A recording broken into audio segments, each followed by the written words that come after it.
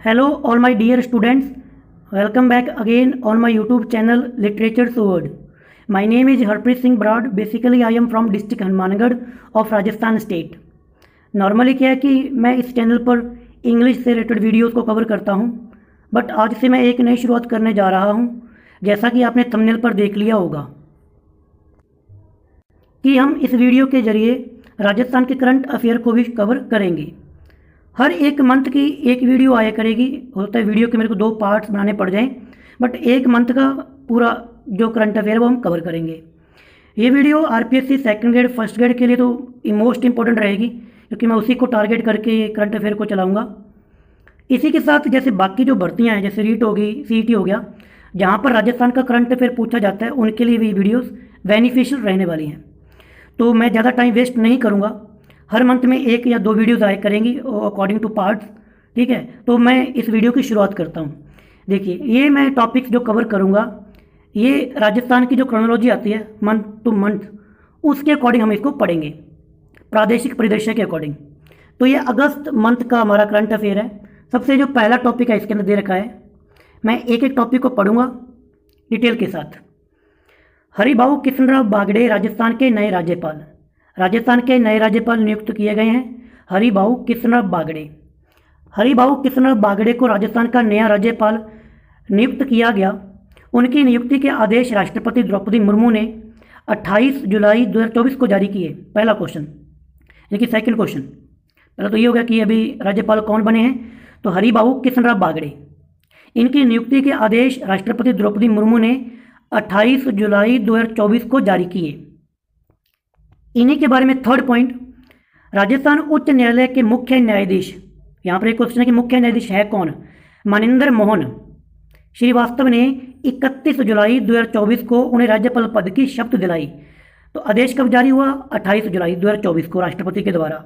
नियुक्ति किसने की? तो उच्च न्यायालय के मुख्य न्यायाधीश मनिंदर मोहन। कब? 31 जुलाई 2024 को। श्री बागड़े ने इस पद पर कलराज मिश्र का स्थान लिया, यानी कि इससे पहले कौन थे राज्यपाल? कलराज मिश्र। कलराज मिश्र के बारे में कुछ जानकारी। कलराज मिश्र ने 9 दिसंबर 2019 को राजस्थान के राज्यपाल का पद की शपथ ली थी। यानी कि कलराज मिश्र जो इससे पहले जो राज्यपाल थे, वो 9 सितंबर 2019 को राजस्थान के राज्यपाल की पद पर उन्होंने शपथ ली थी। इससे पहले कलराज मिश्र जी 22 जुलाई 2019 से लेकर 8 सितंबर 2019 तक हिमाचल प्रदेश के राज्यपाल रहे थे। इसके बाद में वो राजस्थान के आ गए। इस प्रकार राज्यपाल के रूप में उनका कार्यकाल, उनका यानी कि कलराज मिश्र का 22 जुलाई 2019 से शुरू हो गया था।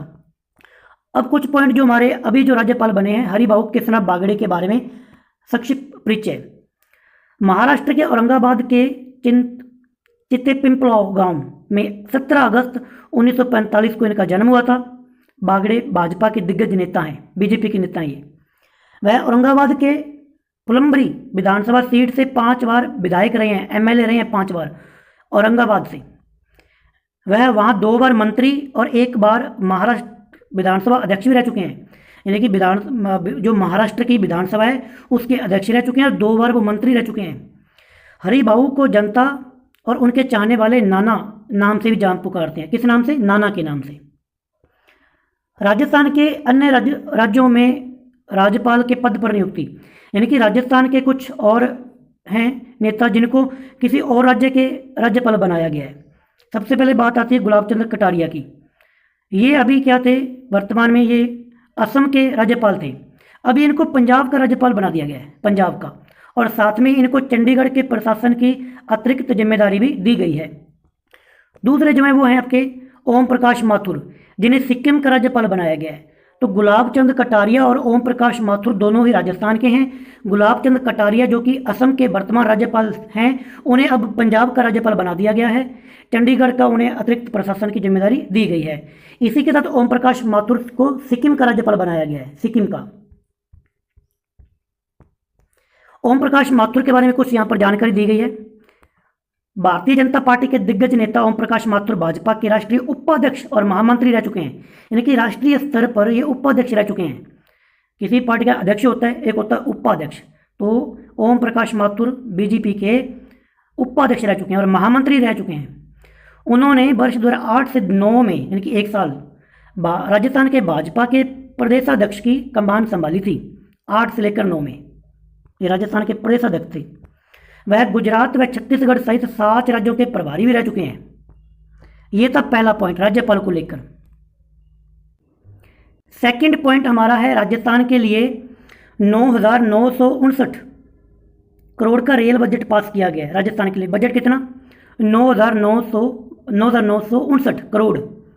केंद्रीय वित्त मंत्री निर्मला सीतारमण ने मोदी सरकार जो कि 3 नंबर पे चल रही है, यानी कि तीसरी बार सरकार बनी है, पहले बजट में राजस्थान में रेलवे के विकास के लिए 9,959 करोड़ का बजट आवंटित किया है।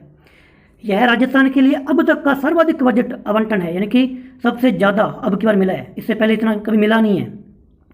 इससे यात्री सुविधाओं में विस्तार के साथ ही सुरक्षा इंफ्रास्ट्रक्चर पर फोकस किया जाएगा। रेल मंत्री कौन है?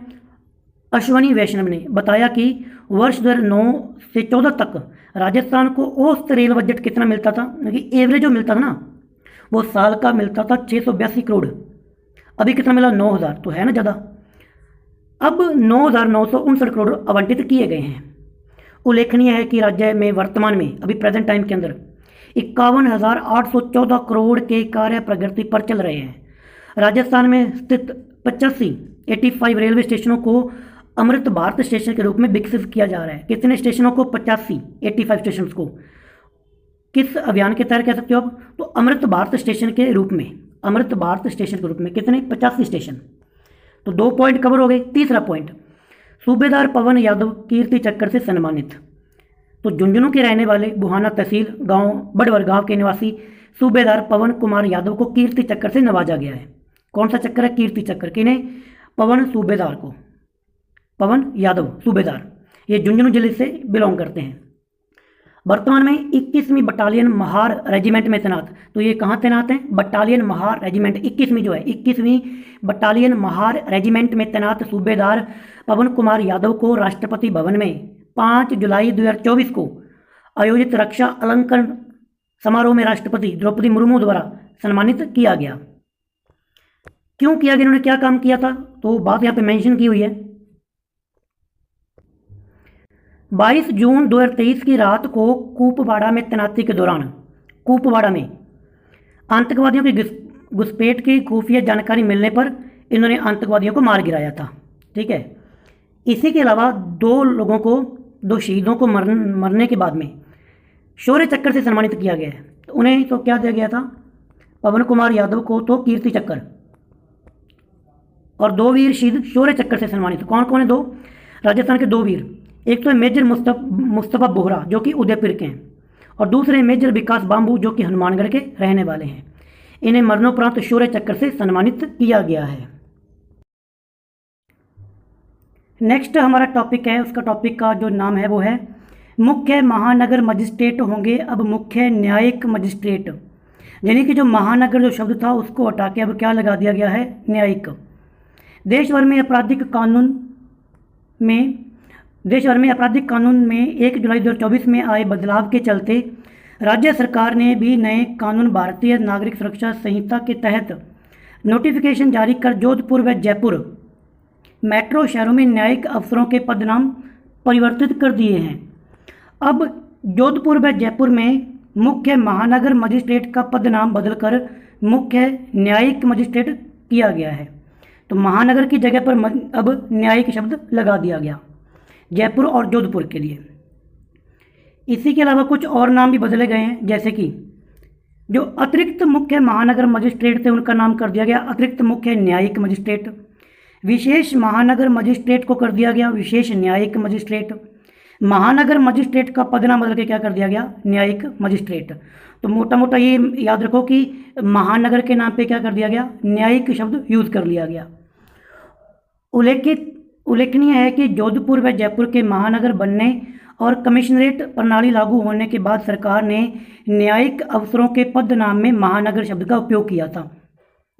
अगला पॉइंट, राज्य की 586 ग्राम पंचायतें टीबी मुक्त घोषित। कितनी ग्राम पंचायतें टीबी मुक्त घोषित कर दी गई हैं? 586। भारत सरकार के केंद्रीय शहरी अनुभाग द्वारा राज्य की 586 ग्राम पंचायतों को टीबी मुक्त घोषित किया गया। राज्य को वर्ष 2025 तक टीबी मुक्त प्रदेश बनाने के लक्ष्य को अर्जित करने हेतु चिकित्सा विभाग द्वारा वर्ष 2025 में 9,325 ग्राम पंचायतों में टीबी मुक्त ग्राम पंचायत अभियान आयोजित किया जा रहा है। टीबी मुक्त ग्राम पंचायत अभियान जो कि 9,325 ग्राम पंचायतों में चलाया जा रहा है और ये अभियान चलाया जा रहा है चिकित्सा विभाग के द्वारा।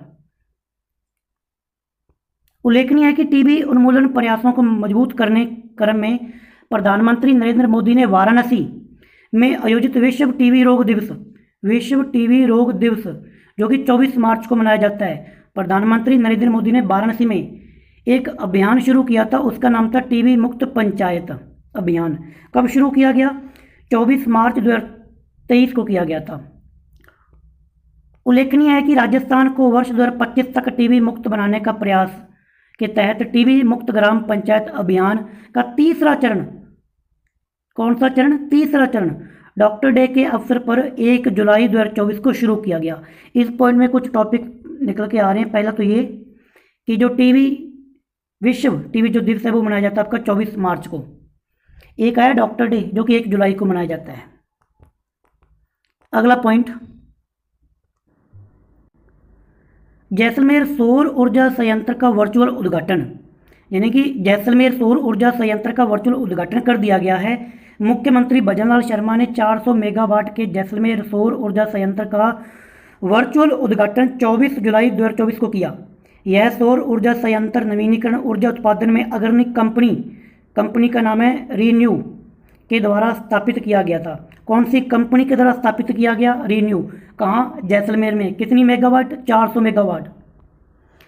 रीन्यू द्वारा नवीनीकरण ऊर्जा के क्षेत्र में व्यापक निवेश किया जाएगा, जिसके तहत 5,500 मेगावाट की नवीनीकरण ऊर्जा परियोजनाओं और महेंद्रा वर्ल्ड सिटी जयपुर में एक 4 गीगावाट का सौर मॉड्यूल नियंत्रण संयंत्र की स्थापना की जाएगी। तो ये जो कंपनी है रीन्यू, ये 5,500 मेगावाट का नवीनीकरण ऊर्जा परियोजना लेके आएगी और एक 4 गीगावाट का महेंद्रा वर्ल्ड सिटी जयपुर में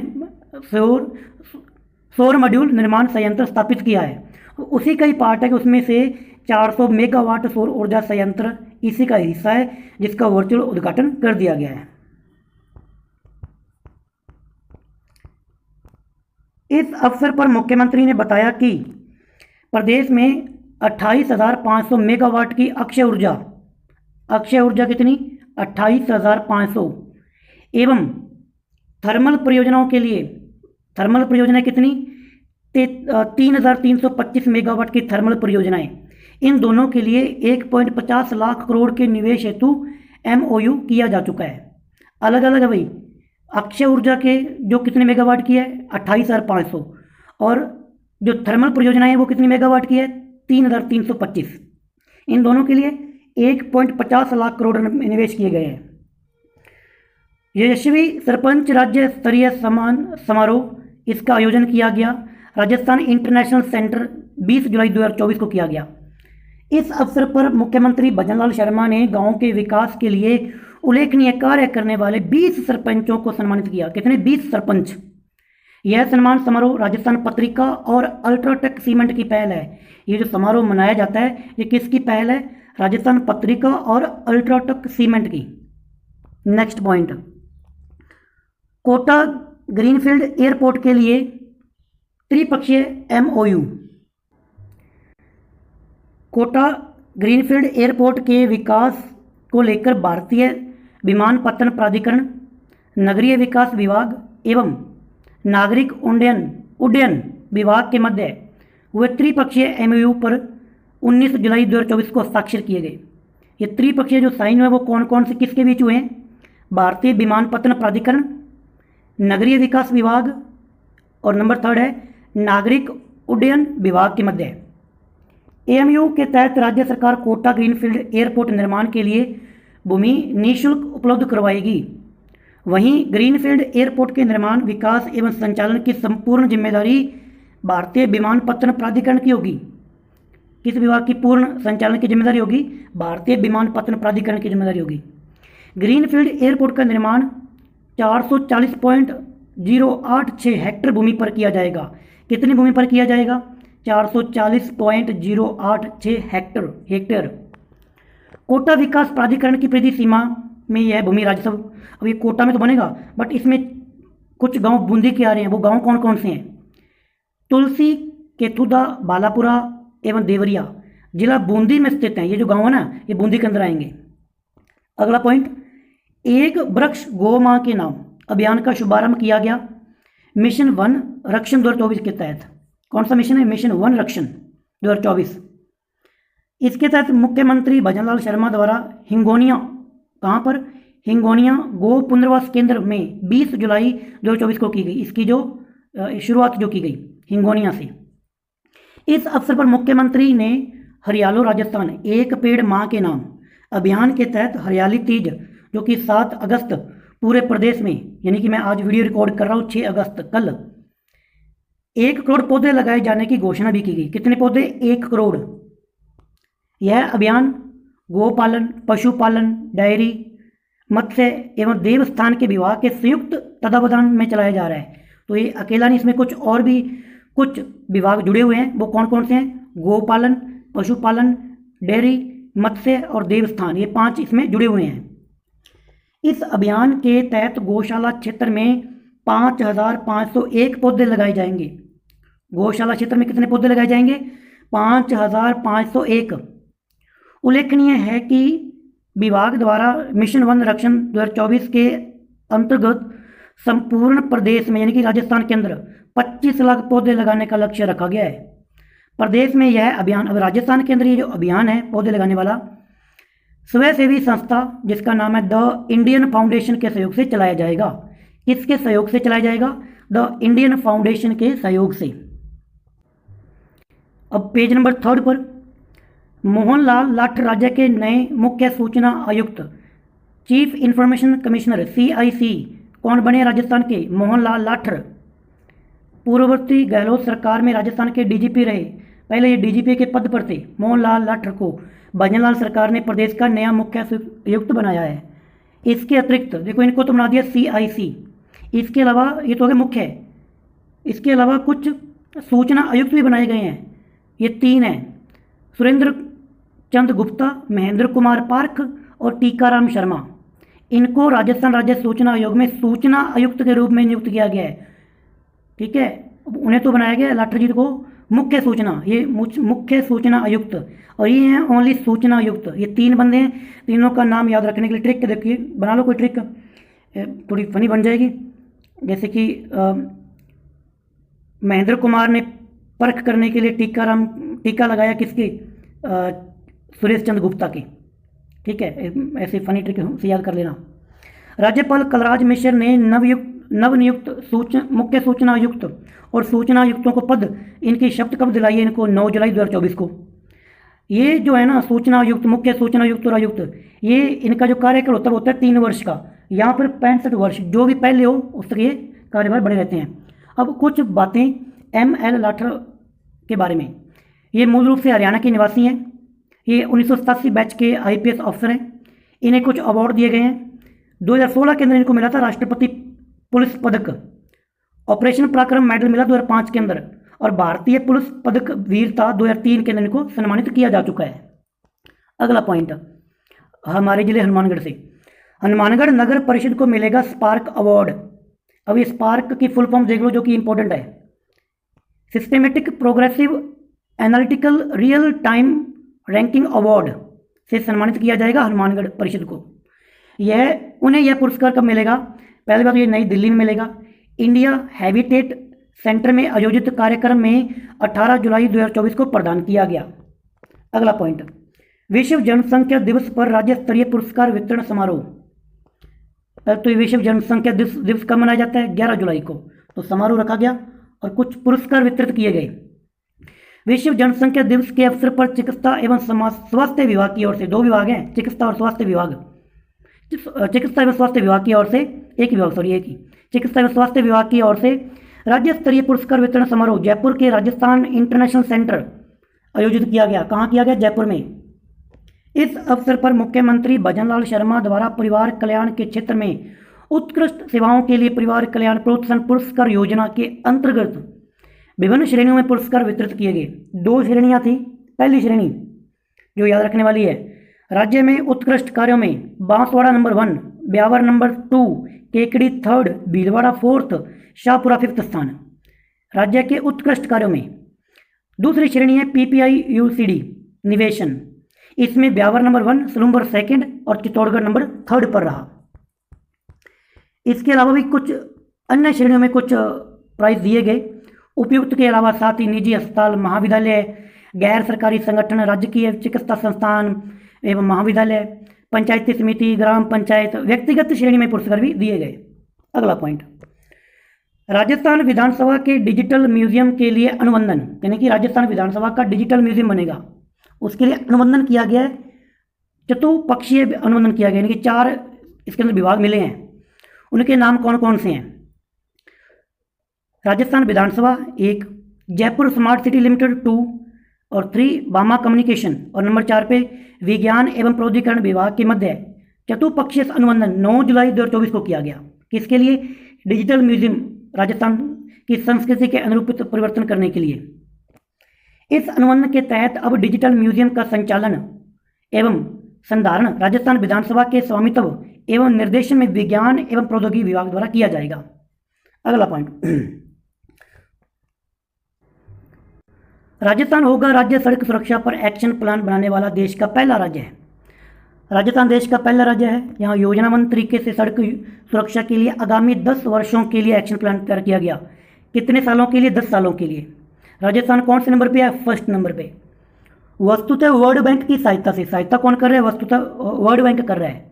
वर्ल्ड बैंक विभिन्न देशों में सड़क सुरक्षा को लेकर अपनाई जा रही सर्वश्रेष्ठ गतिविधियों को समायोजित कर सड़क हादसों में कमी लाने के लिए राज्य सड़क सुरक्षा नीति एवं कार्य योजना की जा रही है। सहयोग कौन कर रहा है? World bank.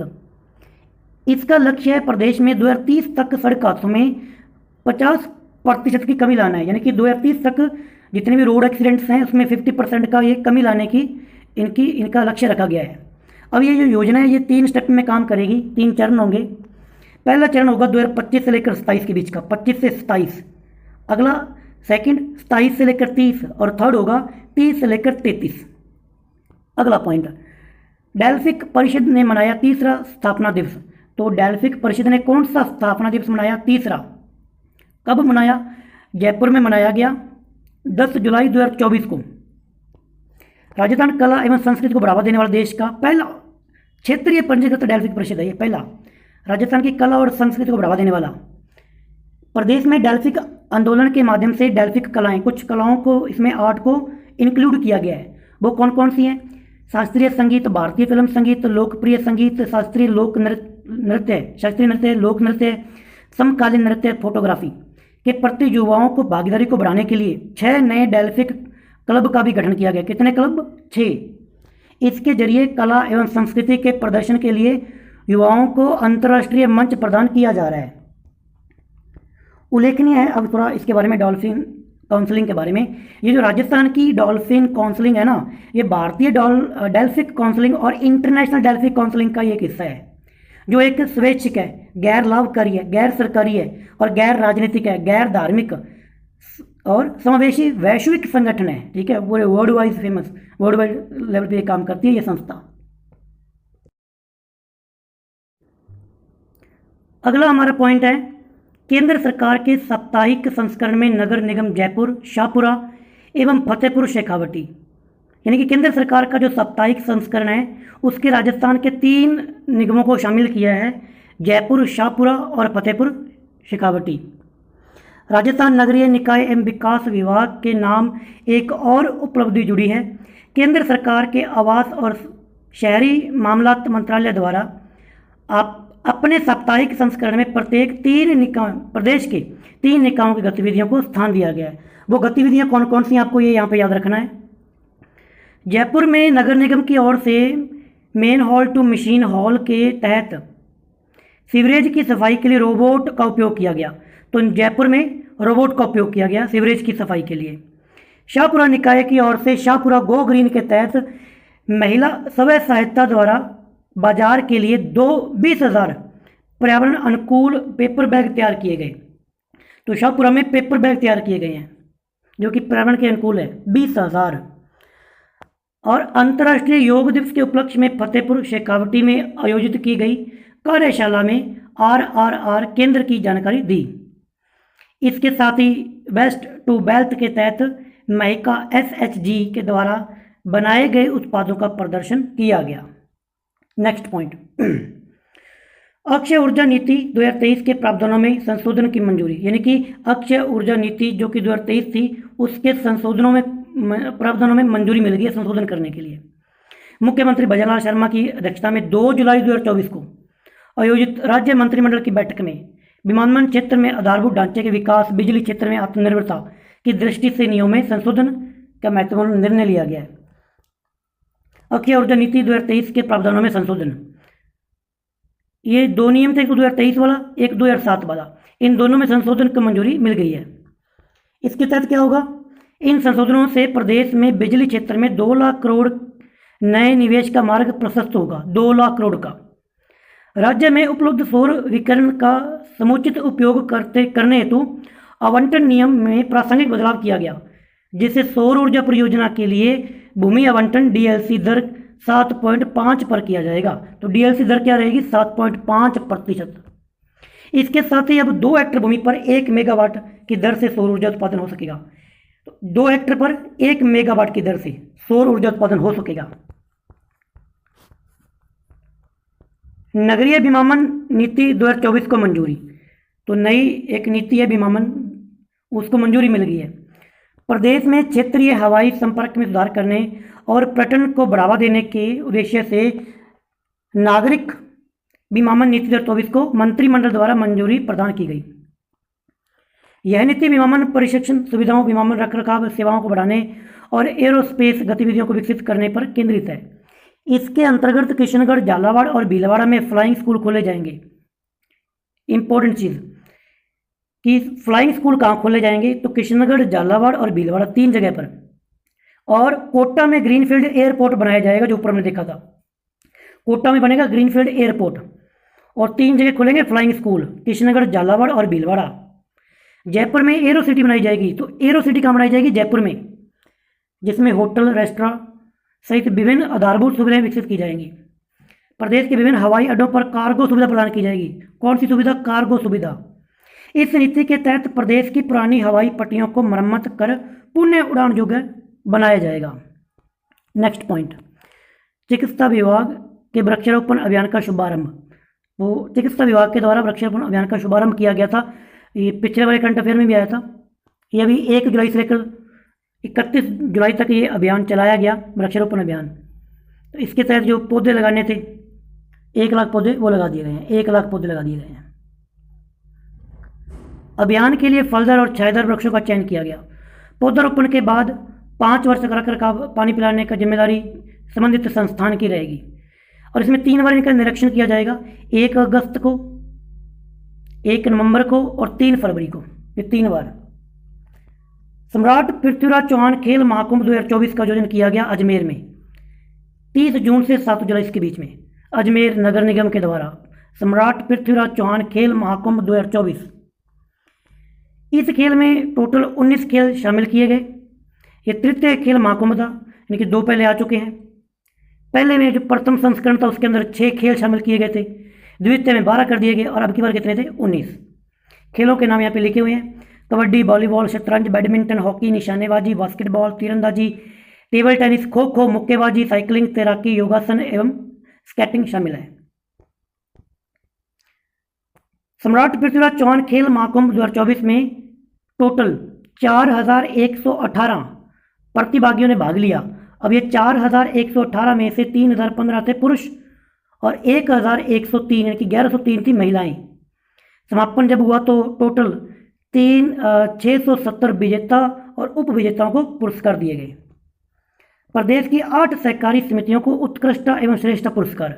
तो सहकारी समितियां कितनी, 8, उनमें से किसी को उत्कृष्ट और किसी को श्रेष्ठ का पुरस्कार दिया गया। ये कार्यक्रम जयपुर स्थित सहकार भवन में आयोजित किया गया 1 जुलाई 2024 को। तो श्रेणी में जो दिए गए सीधा पढ़ देता हूँ। इसमें राज्य मंत्री गौतम कुमार दत्त के 4 श्रेणियों में उत्कृष्ट और श्रेष्ठ पुरस्कार प्रदान किए गए। 4 श्रेणियाँ थी, पहले तो 4 श्रेणियों के नाम यहाँ पे दिए गए हैं। हर एक श्रेणी का आगे से क्षेत्रीय उत्कृष्ट और क्षेत्रीय श्रेष्ठ पुरस्कार दिए गए। सबसे पहले श्रेणी है सर्वश्रेष्ठ पैक्स श्रेणी। इसमें क्षेत्रीय उत्कृष्ट में पलसाना ग्राम सेवा सहकारी समिति सीकर, क्षेत्रीय श्रेष्ठता के अंदर 24 एपीडी ग्राम सेवा सहकारी समिति अनूपगढ़। दूसरी श्रेणी है सर्वश्रेष्ठ केवीएसएस श्रेणी। इसमें पहला जो उत्कृष्ट वाला है वो बांसवाड़ा समिति को दिया गया और श्रेष्ठ वाला कोटपुतली को दिया गया, सहकारी समितियों को। तीसरी श्रेणी है सर्वश्रेष्ठ महिला सहकारी समिति। इसमें जो उत्कृष्ट वाला प्राइज दिया गया वो मिला आपनी सहकारी समिति माधो राजपुरा को, और श्रेष्ठ वाला मिला अजमेर में केलू महिला दूध उत्पादन सहकारी समिति को। चौथी श्रेणी की बात करते हैं, सर्वश्रेष्ठ प्राथमिक दूध उत्पादन श्रेणी। तो उत्कृष्ट वाला दिया गया साधना दूध उत्पादक सहकारी समिति को और श्रेष्ठ मिला जेठाना को। तो आप दूध से रखना भी एक साधना है, उसकी जेठानी है, ठीक है। साधना ऊपर नाम आ गया, जेठानी बाद में आई है, उसका श्रेष्ठ में रह गया। संपूर्णता अभियान में राजस्थान के 5 जिले शामिल। नीति आयोग यानी कि सेंटर की तरफ से देश भर में संपूर्णता अभियान 4 जुलाई 2024 को शुरू किया गया। यह अभियान 30 सितंबर तक चलेगा, 30 सितंबर 2024 तक चलेगा। तो राजस्थान के 5 जिले शामिल किए गए हैं। यह अभियान आकांक्षी जिला कार्यक्रम एपीडी में चयनित देश के 112 जिलों, आकांक्षी जिला थे वो 112 जिले, और ब्लॉक कितने थे 329, और 500 ब्लॉकों में संचालित किया जाएगा। यानी कि चयनित देश के 112 जिलों और आकांक्षी ब्लॉक कार्यक्रम एपी में चयनित 329 जिलों के 500 ब्लॉक में संचालित किया जाएगा। इस अभियान के माध्यम से 6 प्रमुख संकेतकों की परिपूर्णता अर्जित करने के लिए कार्यक्रम आयोजित किए जा रहे हैं। अभियान में राजस्थान, इस अभियान में राजस्थान के 5 जिले हैं, 5 जिले एपीडी और 27 ब्लॉक बनते हैं इसमें आकांक्षी ब्लॉक कार्यक्रम। वो 5 जिले कौन से हैं? पहला आपका है इसमें जैसलमेर, फिर सिरोही, धौलपुर, करौली और बारां। ये 5 जिले शामिल हैं। यहाँ संपूर्णता अभियान के तहत विभिन्न गतिविधियाँ आयोजित की जा रही है। कौन कौन सी गतिविधियाँ? जैसे कि ये गतिविधियाँ सामाजिक विकास के लिए, जैसे कि स्वास्थ्य, शिक्षा, पोषण, स्वच्छता, कृषि सहित अन्य क्षेत्रों में आवश्यक सहकारी सेवाओं की परिपूर्णता अर्जित करने के प्रयास किए जा रहे हैं।